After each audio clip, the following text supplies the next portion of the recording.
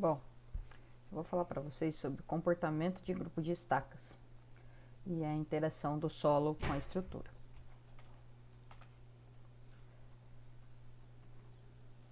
Quando começamos a estudar fundações, a nossa intuição nos prega uma peça, né? A gente pensa que se tipo uma estaca aguenta 50 toneladas, então um grupo de estacas vai aguentar 200 toneladas, certo? Só que na engenharia geotécnica a resposta é raramente. O solo ele não é uma matéria real linear. E 1 mais 1 nem sempre é igual a 2. O solo ele não enxerga as estacas como elementos isolados, mas sim como um grupo com um sistema único e complexo. E nesse vídeo a gente vai entender um pouquinho como projetar grupo de estacas com segurança, evitando colapsos e recalques excessivos. Para entender isso, a gente precisa visualizar o invisível, o bulbo de tensões. Numa estaca isolada, a carga se dissipa no solo ao redor dela e logo desaparece. Porém, num grupo de estacas, quando o grupo de estacas elas estão próximas, o solo que está entre elas, ele é solicitado por todas as estacas vizinhas ao mesmo tempo. Isso cria uma zona de sobreposição. E o resultado é que os bulbos individuais eles se fundem num bulbo global, muito mais largo e principalmente muito mais profundo. Isso significa que o grupo vai estressar camadas do solo lá no fundo, enquanto a estaca sozinha jamais iria incomodar. Mas como que a gente calcula essa interação de forma prática? Calcular a tensão de 20 estacas individualmente é matematicamente insano. Por isso a gente usa o método do Radier equivalente. A engenharia simplifica o problema substituindo todas as estacas por uma grande sapata imaginária, um radier, enterrado no solo. A convenção de Tesague e Peck sugere que essa sapata imaginária ela fica localizada a 2/3 da profundidade das estacas. A partir desse ponto, a gente assume que a carga se espalha num ângulo geralmente de 30 graus ou 1:2. Isso ele transforma um problema complexo de interação no problema clássico de recalque da sapata, nos alertando que a pressão está indo muito além da ponta das estacas. O que dita a intensidade dessa briga de tensões? É o espaçamento, o S, entre os eixos desse espaçamento. A regra de ouro prática é manter 2,5 vezes, 3 vezes o diâmetro da estaca. Por que a gente não pode afastar mais? Porque isso aumentaria drasticamente o tamanho do bloco de coroamento, tornando a obra caríssima. E por que não juntar mais? Porque se elas ficarem muito próximos também, abaixo de 2,5 vezes o diâmetro, a interferência é tão violenta que as estacas perdem sua eficiência individual e o grupo pode falhar como um bloco único. Agora, o tipo de solo muda tudo.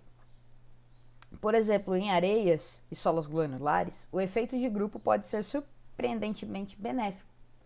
Quando escravamos uma estaca na areia, a gente causa uma vibração e deslocamento lateral, o que densifica a areia entre as estacas. Isso aumenta o atrito.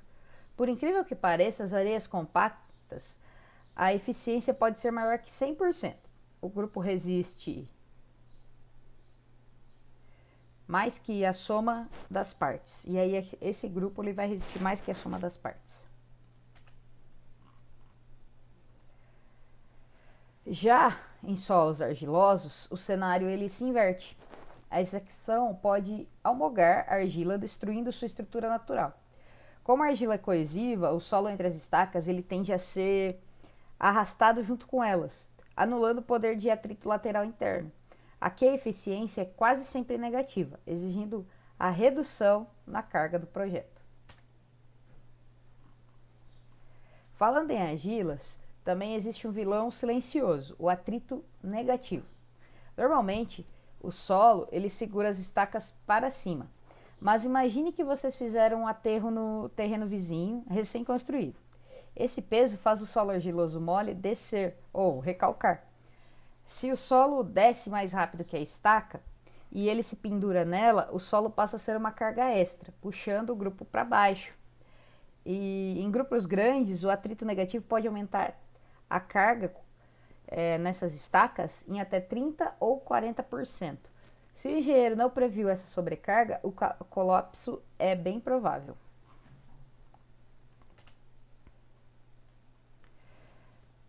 Para qualificar essas perdas, nós usamos o conceito de eficiência N.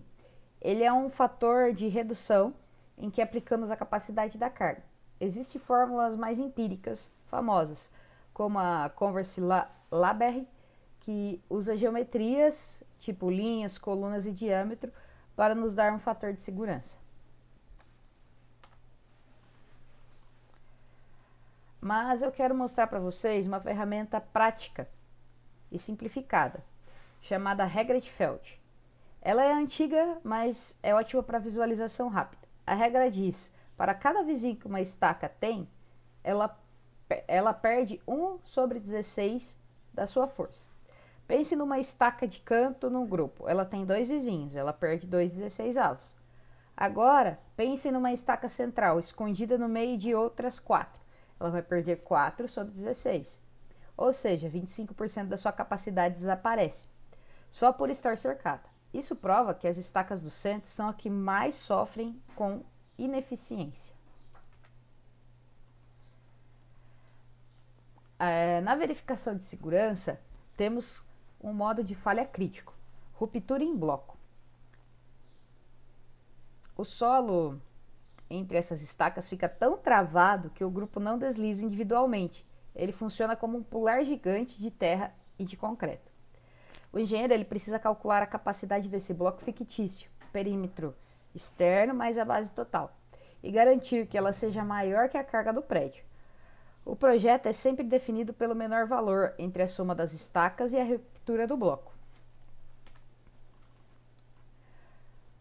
Muitas vezes o grupo não falha por ruptura, o prédio não cai, mas ele afunda demais.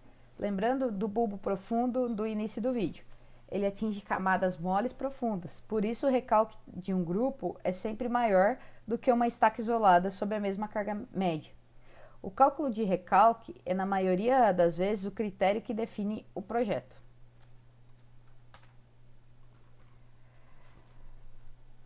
Para finalizar a parte técnica, o grupo ele não desce reto como um elevador.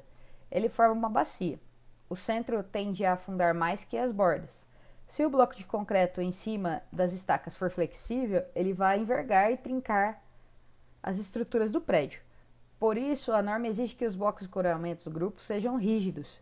O bloco precisa ser forte o suficiente para redistribuir a carga e tirar o peso das estacas centrais que querem afundar.